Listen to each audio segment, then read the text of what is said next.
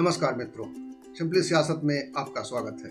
आज मैं बात करूंगा बिहार चुनाव के बारे में और बिहार चुनाव के आखिरी दौर में नीतीश कुमार ने जिस तरह का आखिरी दांव फेंका है उसके बारे में बात करूंगा। आज चुनाव का आखिरी दिन है और परसों चुनाव है और ये मेरा अंतिम चुनाव है। अंत भला तो सब भला। बिहार में अगर देखा जाए तो उस पूरे चुनाव में नीतीश कुमार एक तरह से केंद्र बिंदु थे। कोई नीतीश को हराने के लिए लगा था तो कोई नीतीश को बचाने के लिए लगा था। नीतीश को बचाने के लिए बहुत कम लोग लगे थे और अधिकतर लोग अगर देखा जाए तो उनका गठबंधन भी नीतीश को हराने में ही जुटा था। पूरे चुनाव में नीतीश एक तरीके से तीन तरफ के हमले झेल रहे थे। नीतीश के खिलाफ इस चुनावी लड़ाई में चिराग पासवान हो, तेजस्वी यादव हो या फिर भारतीय जनता पार्टी हो, ये तीनों किसी न किसी रूप में नीतीश के खिलाफ एक तरीके से माहौल बनाने में जुटे थे। नीतीश के खिलाफ एक सियासी लड़ाई लड़ रहे थे और आखिर में चुनाव के आते आते आखिरी दौर में जब नीतीश कुमार ने ये ऐलान किया है कि यह उनका आखिरी चुनाव है, तो क्या ये उनका आखिरी दाव है बिहार में इस चुनाव की बाजी को पलटने के लिए? ये एक ऐसा गंभीर प्रश्न है जो इस वक्त बिहार की जनता और पूरे देश के स्तर पर राजनीतिक विश्लेषकों के मन में मथ रहा है और इस पर बहुत तरह की बातें कही जा रही है। मैं उसी बारे में बात करना चाहता हूं कि क्या नीतीश कुमार का ये आखिरी दाव जमीन पर काम करेगा? क्या नीतीश कुमार जो इस वक्त भंवर में घिरे हैं, एक चक्रव्यूह में फंसे हैं, चुनावी चक्रव्यूह में, क्या उससे वो उबर पाएंगे? क्या तीसरे दौर में उनको इस चर्चा से, इस बात से, इस ऐलान से कोई मदद मिल पाएगी? हम इस पर चर्चा करेंगे, लेकिन इससे पहले मैं आपसे एक अनुरोध करूंगा कि अगर आपने अभी तक हमारा ये चैनल सब्सक्राइब नहीं किया है तो प्लीज़ इसे सब्सक्राइब कर लीजिए। जो नए लोग देख रहे हैं, मैं उनको ये बताना चाहता हूं कि ये वीडियो आपको हमारे इस प्लेटफॉर्म के अलावा जुबली टीवी पर भी दिखाई देगा। जुबली टीवी पर भी मैं लगातार इस तरह के शोज करूंगा और वहां पे भी आपको इस तरह के हमारे जो पॉलिटिकल ओपिनियन है, जो सिंपली सियासत है, आपको वहां भी दिखाई देगा। तो फिर शुरू करते हैं बिहार के चुनाव में जो ये नया सिलसिला आया है, ये नया सवाल आया है कि क्या नीतीश कुमार का ये चुनाव आखिरी है और क्या इस नाते नीतीश कुमार को कोई सहानुभूति वोट मिल पाएगा?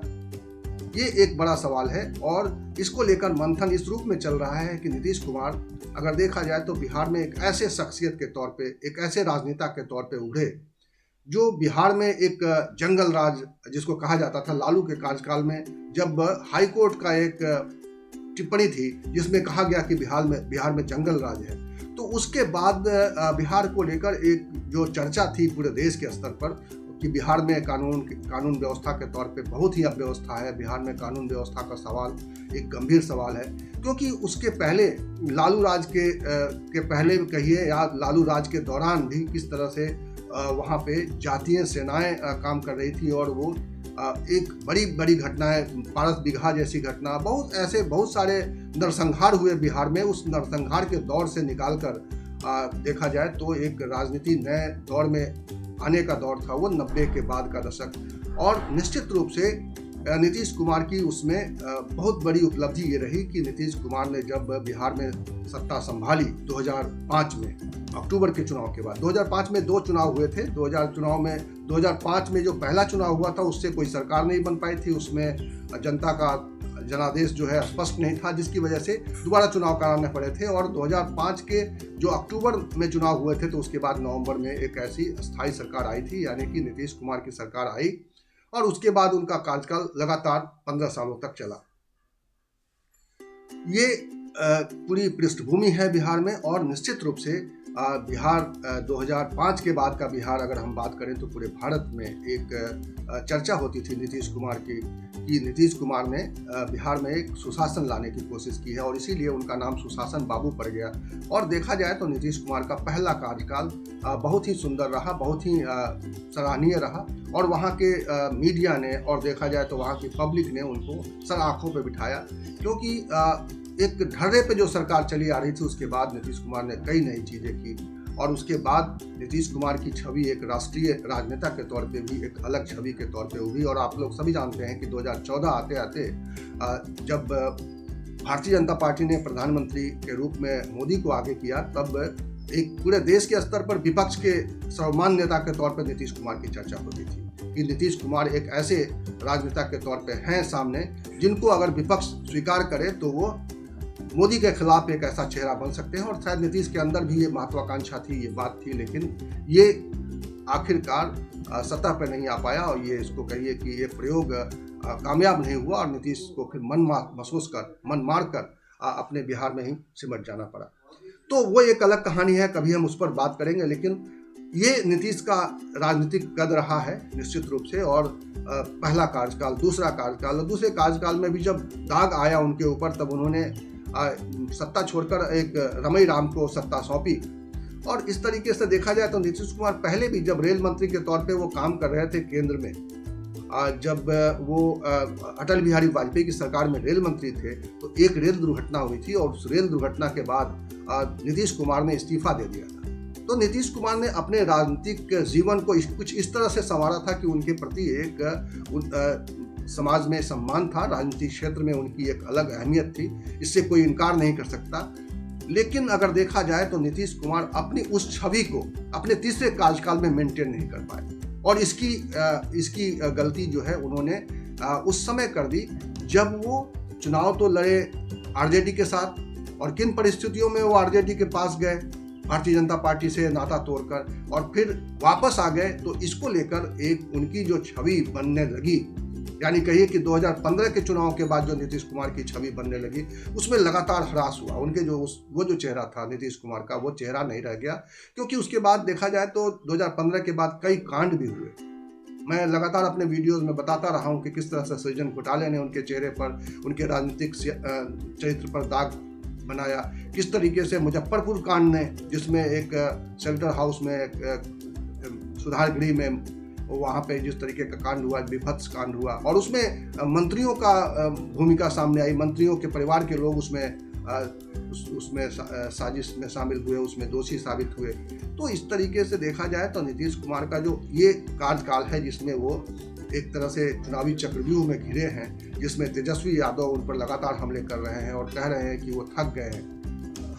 और जब नीतीश कुमार ने ये कहा कि ये आखिरी चुनाव है और अंत भला तो सब भला, तो उसको लेकर जिस तरह की टिप्पणी आई, जिस तरह की टिप्पणी नीतीश कुमार के उस बयान को लेकर तेजस्वी की आई, जिस तरह की टिप्पणी उनके विरोधी चिराग पासवान की आई, तो ये साफ हो गया है कि नीतीश कुमार अब राजनीतिक रूप से उस कमजोर कड़ी के रूप में सामने आए हैं। और 2 फेज के चुनाव के बाद जब तीसरा फेज के चुनाव में आते आते उन्होंने जब ये ऐलान किया है, तो ये उनकी हताशा के रूप में भी देखा जा रहा है। राजनीतिक विश्लेषक इसको कह भी रहे हैं कि वो शायद वो हार मान रहे हैं। तो एक पहलू ये भी है कि शायद वो अब इस चुनाव में हार मान चुके हैं और चुनाव के आखिर में आके, आखिरी दिन आके ये बात कहना, ये साबित करता है कि वो कहीं ना कहीं इस लड़ाई को अपने हाथ से जाता हुआ देख रहे हैं और शायद इसी हताशा में वो ऐसी बात कह रहे हैं। और ये बहुत हद तक सच्चाई भी है कि अगर देखा जाए तो पहले दौर के चुनाव में तेजस्वी का जो उफान था, जो बेरोजगारी के मुद्दे पर तेजस्वी ने जो एक नौजवानों का एक जोश जो अपने समर्थन में खड़ा कर लिया, और उसके बाद जिस तरीके का वोटिंग पैटर्न देखा गया, उससे साफ हो गया कि नीतीश कुमार निशाने पे हैं। नीतीश कुमार को सब लोग निशाने पे ले रहे हैं, सब लोग नीतीश कुमार के खिलाफ हैं। वहाँ चल तो रही है एनडीए की सरकार। ये सारा जो तीसरे कार्यकाल में जो भी बदनामियां हुई सरकार की, वो सब भारतीय जनता पार्टी भी उसमें शामिल है। लेकिन अगर देखा जाए तो बदनामी सिर्फ और सिर्फ नीतीश कुमार की हो रही थी और भारतीय जनता पार्टी बहुत ही सफाई से इस पूरी बदनामी को नीतीश कुमार पर ही डाल रही थी। नीतीश कुमार को वो मुख्यमंत्री के तौर पर प्रोजेक्ट कर रही थी। प्रधानमंत्री नरेंद्र मोदी अपनी सभाओं में नीतीश कुमार को बेहतर कार्यकर्ता और बेहतर मुख्यमंत्री बता रहे हैं, कह रहे हैं कि उन्हीं के नेतृत्व में हम अगली सरकार भी बनाएंगे। लेकिन जिस तरीके से भारतीय जनता पार्टी के नेता नीतीश कुमार को पीठ में छुरा भोंक रहे हैं, जिस तरीके से नीतीश की आलोचना पीछे में हो रही है, जो भारतीय जनता पार्टी के कैडर जिस तरीके से इलाकों में बात कर रहे हैं, वो बातें छन के आ रही हैं। ऐसा नहीं नीतीश को इसकी जानकारी नहीं है, क्योंकि नीतीश भी एक ऐसी तरह की राजनीति करते रहे हैं जो एक अलग तरह की राजनीति है। वो नीचे से लेकर ऊपर तक लोगों के साथ जुड़े हुए हैं। उन्होंने भी एक सामाजिक समीकरण बनाने की कोशिश की है और उन्हीं सामाजिक समीकरणों के आधार पर वो इतने लंबे समय तक 15 साल तक शासन कर पाए बिहार में।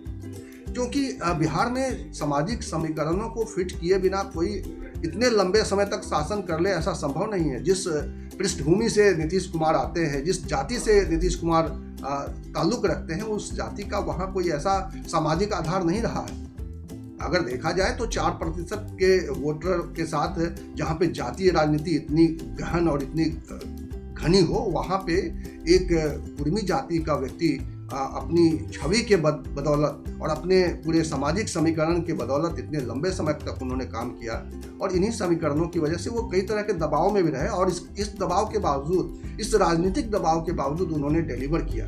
लेकिन जो राजनीतिक विश्लेषक है, जो जमीन पर जो उनके कार्यकर्ता है, और जिस तरीके के लोगों के मन में जो नीतीश कुमार के प्रति धारणा बनी है, वो 2 कार्यकाल के बाद तीसरे कार्यकाल में उनकी सराहना अधिकतर नहीं हुई, और शायद इसी वजह से नीतीश कुमार इस आखिरी चुनाव में फंसे हुए दिखाई दिए।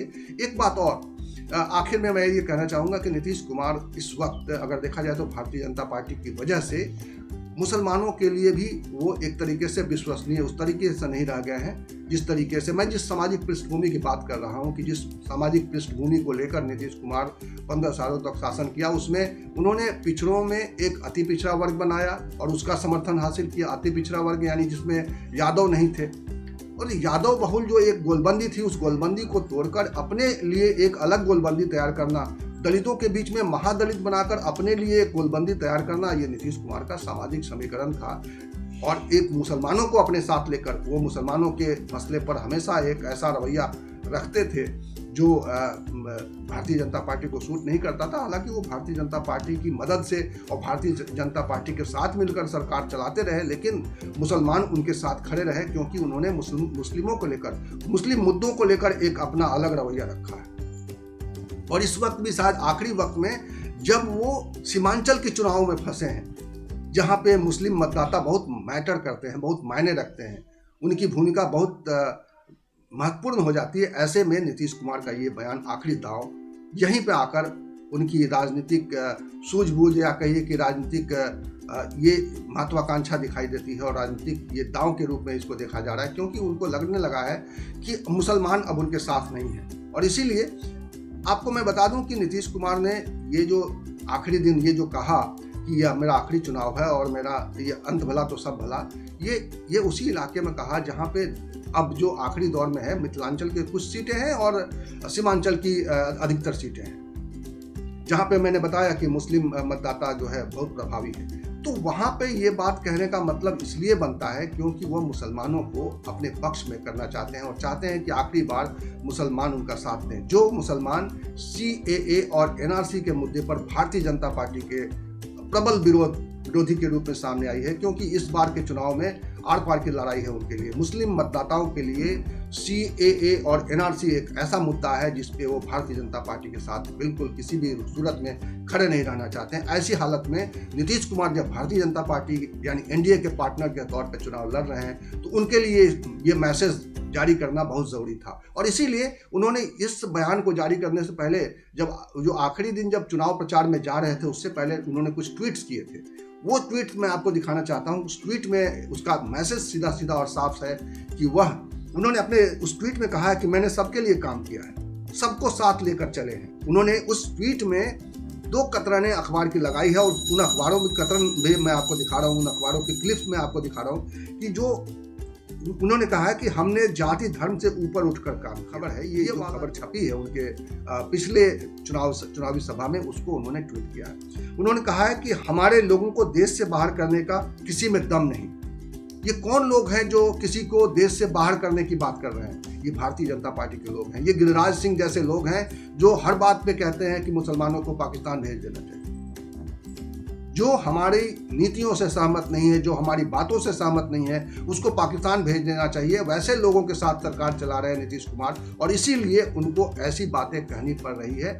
ये राजनीतिक दबाव नीतीश कुमार अब महसूस करने लगे हैं, और इसीलिए उन्होंने अब जो आखिर में आके जब वो चौतरफा घिर गए हैं, जब वो तमाम तरह के हमलों से घिरे हुए हैं, राजनीतिक रूप से अपने राजनीतिक विरोधियों से घिरे हुए हैं, अपने मुद्दों पर अब खुद घिर गए हैं, तब उनको लगने लगा है कि ये उनके राजनीति का आखिरी समय है। और इसको लेकर भी कई तरह की चर्चाएं चल रही है। क्या सचमुच नीतीश का ये आखिरी कार्यकाल साबित होगा, या क्या सचमुच नीतीश अब सक्रिय राजनीति से वापस चले जाएंगे? तो अब इस वक्त नीतीश के बात पर इसलिए भी भरोसा बहुत कम लोग कर पा रहे हैं, क्योंकि नीतीश ने पहले भी ऐसी बातें की है भारतीय जनता पार्टी को लेकर कि हम ये कर लेंगे लेकिन भारतीय जनता पार्टी के साथ नहीं जाएंगे। और सबको मालूम है कि आज की तारीख में वो भारतीय जनता पार्टी के साथ ही खड़े हैं, उन्हीं के साथ चुनाव लड़ रहे हैं, प्रधानमंत्री की सभाओं में प्रधानमंत्री की तारीफ में कसीदे पढ़ रहे हैं। और अब बिहार की जनता को तय करना है कि उस नीतीश कुमार को जो आखिरी मौका उनसे मांग रहे हैं वो कैसे उनको आखिरी मौका दे। क्या उनके 2 कार्यकाल के लिए उनको आखिरी मौका मिलना चाहिए? क्या जो नीतीश कुमार ने बिहार को, बेपटरी हुई बिहार को पटरी पर लाने की कोशिश की और वो 15 सालों के शासनकाल में बहुत कुछ उस पटरी पर लाने की कोशिश के लिए सराहे जाते हैं, जाने जाते हैं, क्या उनको वो मौका देगी? और यही सवाल चुनाव के आखिरी दौर में आकर टिक गया है। और निश्चित रूप से 10 तारीख को जब वोटों का पिटारा खुलेगा, जब नीतीश के पक्ष में जितनी हवा बनेगी और तीसरे दौर के मतदान को लेकर जिस तरह की प्रतिक्रिया आएगी, तो जनता का मिजाज भी पता चलेगा, जनता की भावना भी पता चलेगी। क्या नीतीश कुमार की ये बात लोगों के दिलों तक पहुंची है? लोगों ने जो उनके नीतीश कुमार के 15 सालों के कार्यकाल में जो उनका जो पॉजिटिव पक्ष था उसके लिए वोट किया है, या नीतीश कुमार की बातों को आखिरी तौर पे, आखिरी अपील को भी इनकार कर दिया है? इस वीडियो में फिलहाल इतना ही। इसी तरह की वीडियो के साथ मैं आपके सामने फिर हाजिर होऊंगा। बहुत बहुत धन्यवाद। नमस्कार।